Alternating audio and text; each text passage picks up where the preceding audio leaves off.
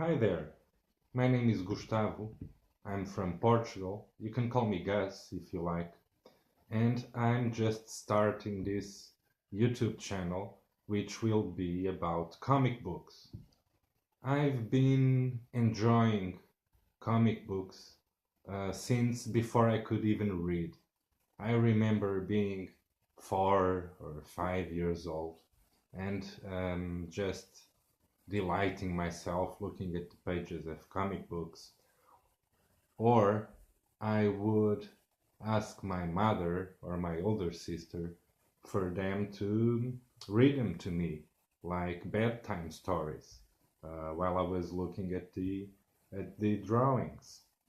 And this is not to say that I have a huge knowledge on comic books, because I don't. Uh, but it's just the fact that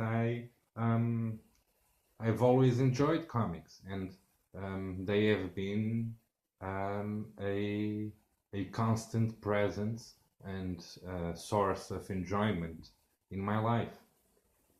And now, when I was that age, 4, 5, 6 years old, the comics I had were mainly Disney comics, but I also remember having a lots of cowboys comics. I really, really liked The Lone Ranger and um, Roy Roy Rogers, which I think was an old TV show, which was going on the Portuguese television back then. I was born in 1976, so this is all in the beginning of the 80s.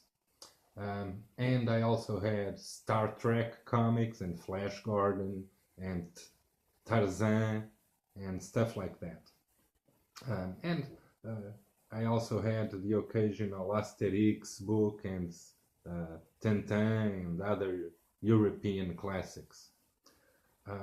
Then, when I was about 7, 8, 9 years old, I was quite obsessed with World War II, especially um, when airplanes were concerned. And so those were the comics I started enjoying the most. And um, this is, I think, one of the first I ever got. And these comics were very, very small, in this very small format. Just so you have an idea of how small this is, comparing to a regular American format comic. So you can see it's about half the size. Um, but this is what we had, and I loved those airplane stories of World War II. I even was into building scale model airplanes influenced by uh, older cousins of mine. And you can see I used to use red markers to add some blood to the scenes. all my comics, all my old war comics are tinted red. And by this time, I already had seen and read some superhero comic books, but I remember I couldn't understand the appeal of superheroes. I think I found them a bit ridicule, even. Um, Men wearing costumes, colored costumes, jumping around, fighting other guys in equally strange costumes. It was too detached from reality for me to enjoy.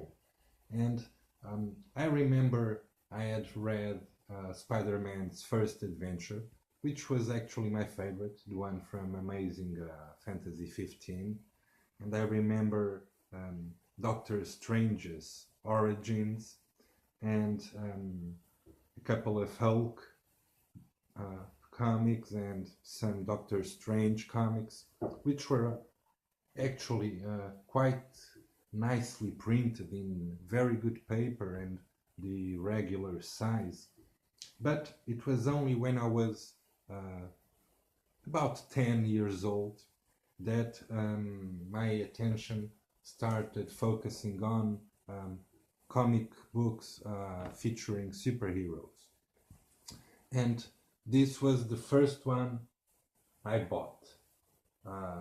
And it's also a small comic, not as small as the war ones, but it was also an undersized format. And this is from a Brazilian edition. In the early 80s, and all throughout the 80s really, American comics would reach Portugal from Brazil. I think we would get the Brazilian leftovers. The comics that were not sold in Brazil were returned to the publisher, and about 1 year later they would reach the spinner racks in Portugal. This was the first I had. This was published in Brazil in April 1985. This one doesn't have a back cover anymore, or the back cover is inside of it. So it features a Tom DeFalco Herb Trimp adventure of Spider-Man and Captain America fighting the Scorpion. And then we have a Ghost Rider story, which I never enjoyed, and an old Stanley Jack Kirby classic Avengers story,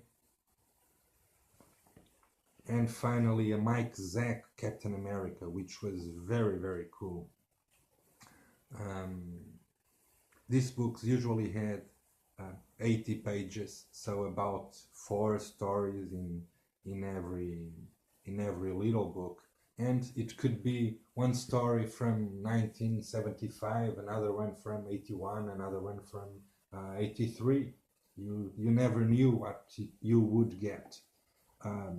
But I enjoyed this book, but it was the second one I bought that really opened my mind.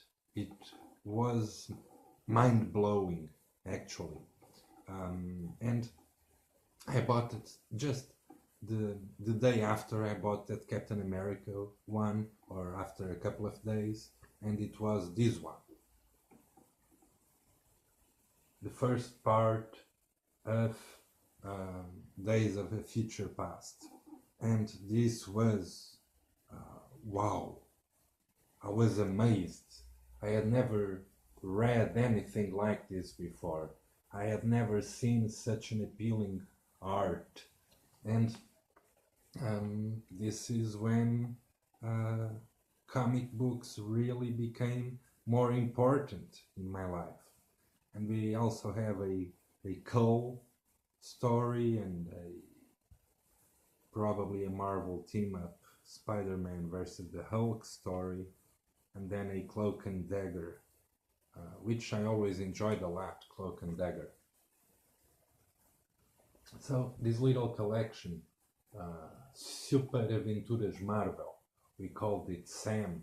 This was number 45. And number 44 had just had the final Frank Miller's, the final issue of Frank Miller's run with Daredevil. The one he's playing Russian roulette with Bullseye. And when I was a kid, my family had a summer house by the beach, by Nazaré Beach, which you might know because of it's now famous because of the giant waves for surfing. And in the street, just by the beach, there was this guy who had a stall, a large table, selling second-hand used magazines, books, and especially comics.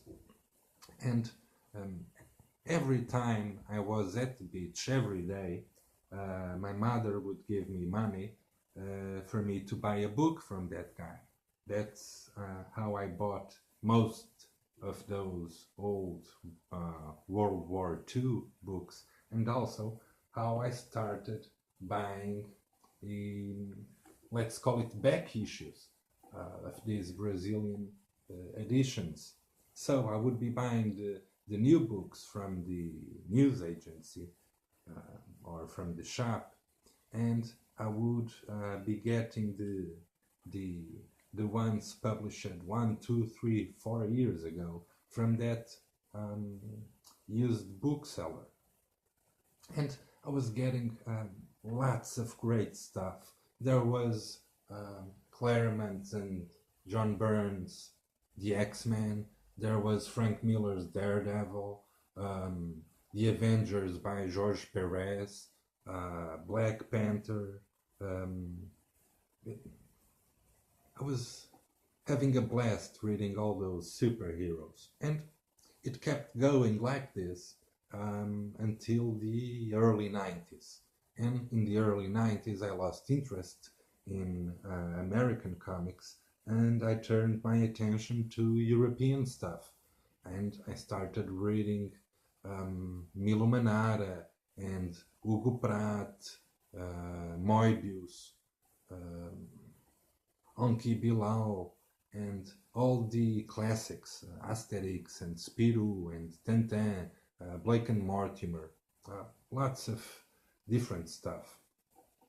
And it was only in the 2000s that I regained interest in American comics again.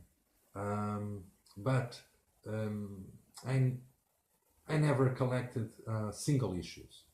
I have only a handful of single issues in my collection. I get mostly trades or regular sized hardcovers. And up until 5, 6 years ago, there was not much being published in Portugal. So I would get the American editions from Amazon or whatever other site. But lately there has been a good number, a decent number of things getting published specifically for the Portuguese market, and I like to support that. I find it important for the future of comics in the country to get that publishing movement going. And so I think that's it.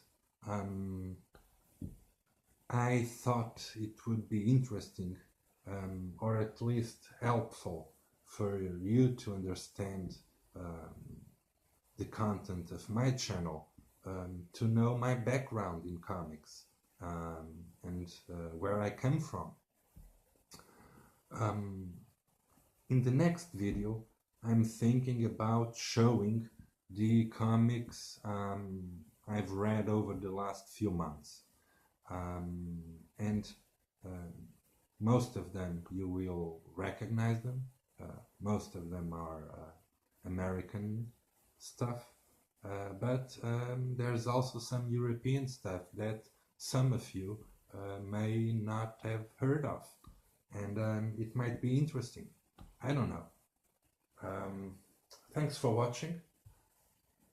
I don't know when I will be doing a second video, maybe after the new year, but thank you for watching. I would like to have some interaction. That would be great. Subscribe, like, leave a comment if possible, and thanks. Until next time, cheers.